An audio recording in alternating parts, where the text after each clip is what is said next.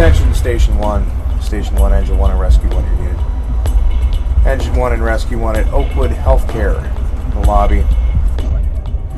Engine 1 Rescue 1 responding 15700, Lundy Parkway. I have a 61-year-old male there. Pretty is a heart patient. States he has pain in his arm, experiencing rapid heartbeat. Advised he also has a stent.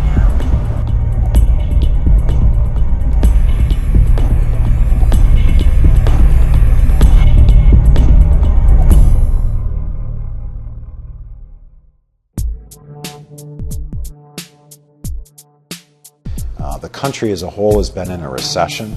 I think Michigan's been in a depression for a good decade. You know, economically things are very challenging here, not only with the state but with this city. Dearborn has always prided itself on public service. One of the things that has made Dearborn stand out as a community is that there's always been a loyalty to the city and its citizens as far as demanding, expecting, and providing a high level of service. Dearborn was the only city that transported patients to the hospital. EMS is part of our culture here. This fire department's been taking people to the hospital since 1956. Dearborn is interesting as a city in that we have a very large community on a smaller scale. We have our bedroom community and industrial, and on a socioeconomic stage, we have people who are very well-to-do, and we have people who are struggling. We're adjacent to Detroit. There's no denying Detroit has its problems, but we're the only city in Wayne County that showed an increase in population, the only one. And I think part of that's attributed to public service and the commitment to public service that's in the city. They were one of the first departments in the metro area to go advanced life support. And that happened in 1998. And when I came here a year later in 1999, they were just starting the ALS engine concept, and it was an all ALS department. And today, pretty much anybody that's hired here has to be both a licensed paramedic and a firefighter. You have to definitely be a paramedic here in Dearborn. You have to go through the fire academy, which is they call firefighter 1 and 2. You also have to have an associate's degree at least in fire science or some kind of college. And you have to have some experience as a paramedic or a firefighter somewhere else. So if you decide you want to do it and you don't have any of that, it's going to take you 3 or 4 years to get the training. I mean, it's a lot of specialized training. And when they come here, we expect them to be ready to fight fires and save lives on the EMS side. Out of 121 employees at this moment, we have 111 paramedics. I think the biggest challenge for this organization, which happened literally right before I got here, was the switch from BLS, or basic life support, to advanced life support. Oakwood has had our longest history of being our cardiac facility, or our dedicated cardiac facility. So we take the majority of all of our patients to Oakwood, but certainly cardiac patients. I'm the medical director of emergency services at Oakwood Hospital Medical Center, Dearborn. We see approximately 210 patients a day right now, on average. As the medical director for the fire department, what kinds of patients are you asking them to perform a 12-lead ECG? Anybody that has risk factors for cardiac, who complains of chest pain, shortness of breath, perhaps change of mental status as well, but also to try to remember that someone who is a diabetic who is complaining of left arm tingling, that could be the first sign for a heart attack, and so we actually educate that part too. For the last, since 2009, we started the program for assisting them in door to balloons, and then we started the transmission around that time as well. Pre-hospital 12 leads kind of became the standard right around 2003.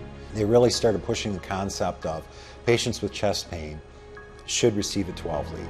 Kind of fast forwarded to today, where not only is it's a 12 lead, but it's transmitted.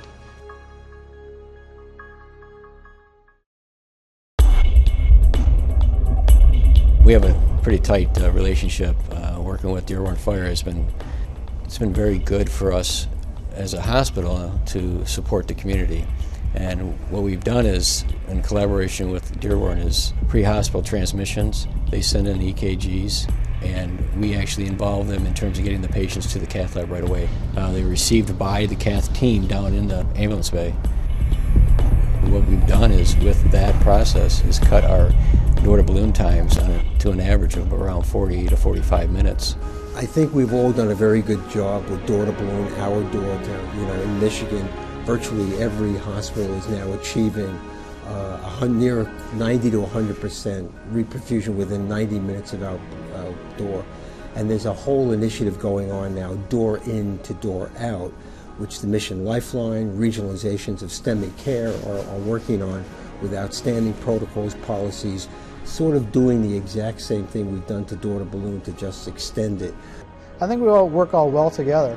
We have a lot of firefighters that work here, so they know when we call over the radio that if we have a STEMI, it's the real deal. We're not going to pull strings and not be the real thing.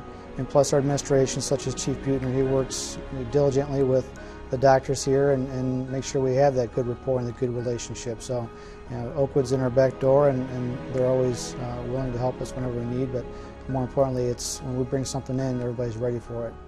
Do you think that's been good for morale?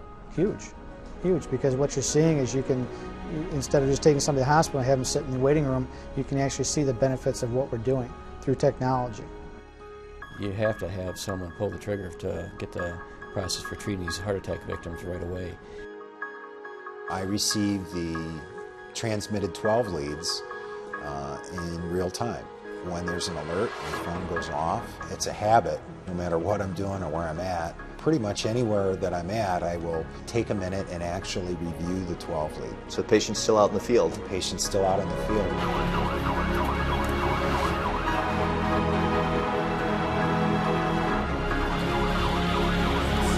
This is our door-to-balloon collection tool. So this is our feedback mechanism for the physicians and for the staff that are involved.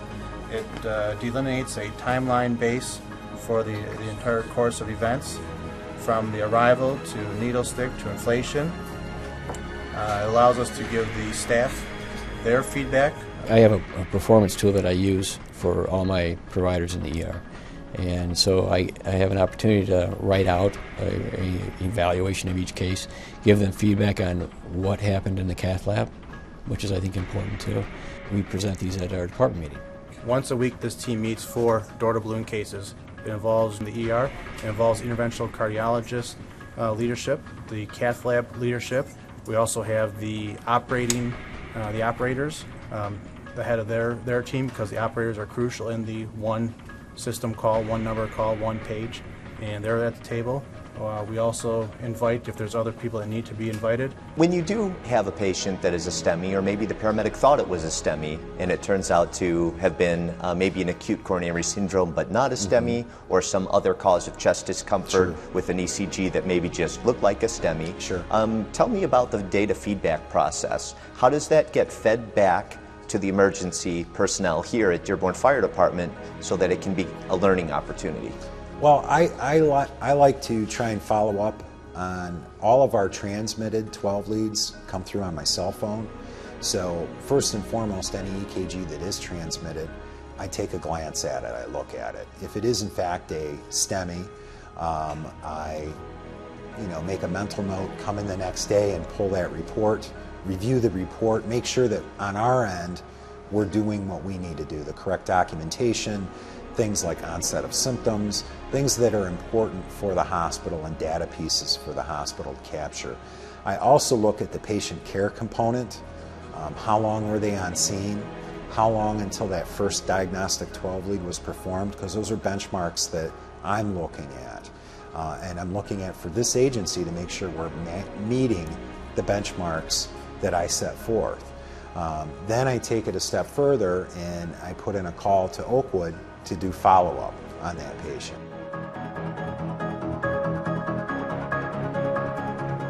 You know, a lot of people think that there are too many paramedics as it is in a lot of EMS systems. And so the question always comes up about skill dilution. With such a high percentage of paramedics on the department, how do you keep everybody all the skills sharp? Are there enough clinical opportunities to go around? I think in this area we have a high call volume coupled with a pretty high acuity overall and a very diverse call volume. So we see some trauma, we see a lot of medical, a lot of cardiac type patients, a lot of strokes. Well, Chief Buettner, he actually does a lot of the EKG training. We actually have started doing a symposium, which was attended by a lot of paramedics in the community too, which had half a day of just ECG training, which helped them to look at ECGs in different types, not just STEMIs. And then all the transmissions that occur to our facility from EMS or QA, they looked at, and if there's something that we can help them with, learning, we do a lot of on-the-job training too. Do I think that paramedics, it's a disservice to them whether they can or cannot interpret 12 leads? I think that they can interpret 12 leads, and that's not the question. It's utilizing technology to support your system to the fullest. And I really think that that's what this project is all about. Well, I'm perfectly capable of interpreting a 12-lead ECG myself, and I see nothing wrong with putting another set of critical eyes on an ECG before subjecting a patient to a surgical procedure without the benefit. I mean, Correct. Before we put a patient's life on the line on a table, not that it's that risky of a procedure, but it is an invasive procedure. We're putting a catheter into somebody's heart, and I would like to know that they stand to benefit from that procedure before we lay them down at the table. And if that means another physician looks at it before that activation is made, I'm perfectly okay with that. That our job doesn't stop once we drop the patient off at the ER.